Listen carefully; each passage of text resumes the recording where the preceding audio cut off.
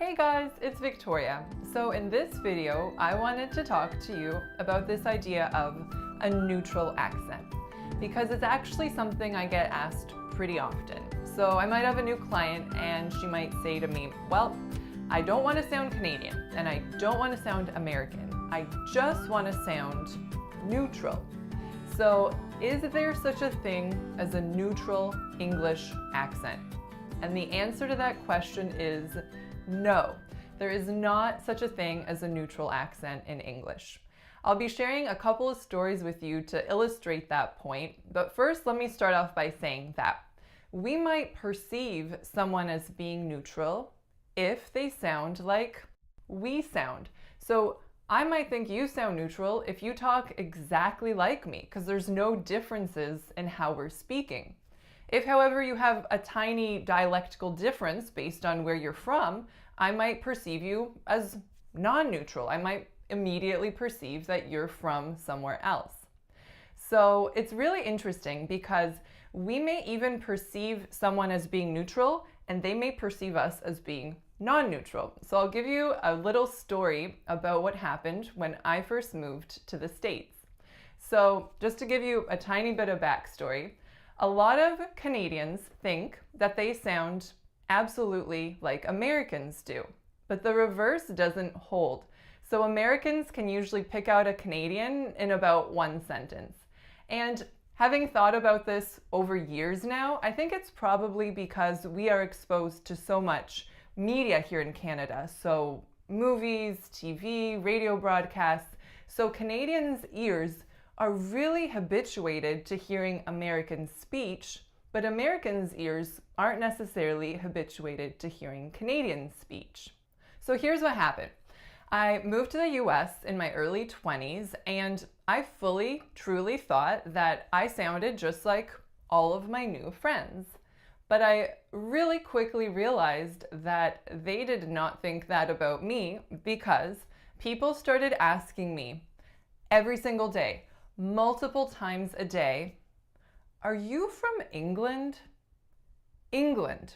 That, my friends, is how non-neutral my Canadian accent sounded to my new American friends' ears.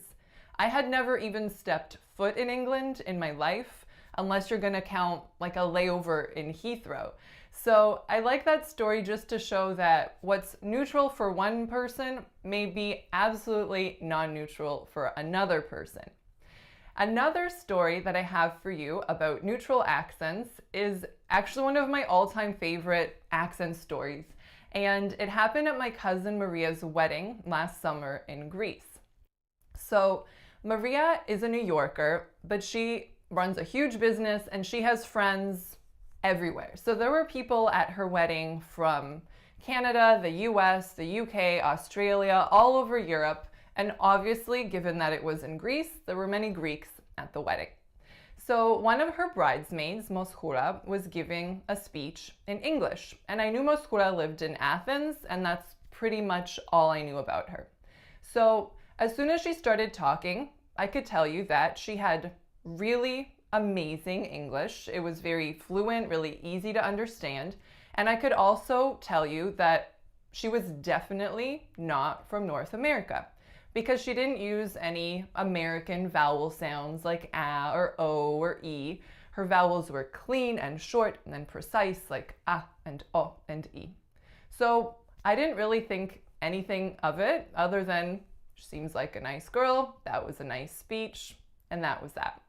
So the next day, a bunch of people from the wedding actually got together to have coffee, and Moschura happened to be there. And that's when my brain almost exploded. So I'm hearing Moschura talk and she is not talking like she was talking yesterday. Suddenly, she is saying a and o and e, and in fact, she is speaking entirely 100% with an American accent. So I turn to her and I say, Moschura, do you speak in multiple accents? What is going on here? And Moschura, clever lady that she is, very nonchalantly said, oh, well, yesterday I knew that I was talking mostly to a room of Greek people who probably would have had some trouble understanding my American accent. So I adjusted accordingly. I spoke in a way that would make it easy for them to understand what I was saying. But in real life, this is what I talk like. So it turns out Moschura was a Greek American who happens to be living in Athens, but I love that story because it's such a cool example of there's no such thing as absolute neutrality in English. If you're going to be a good communicator, you're going to have the ability to tweak how you speak to suit the situation and who you're talking to. It kind of makes me think of the quote, "Beauty is in the eyes of the beholder." Right? What that means is that it's a subjective experience whether we think something is beautiful or not beautiful. So similarly, I want you guys to think of a neutral accent is in the ears of the listener.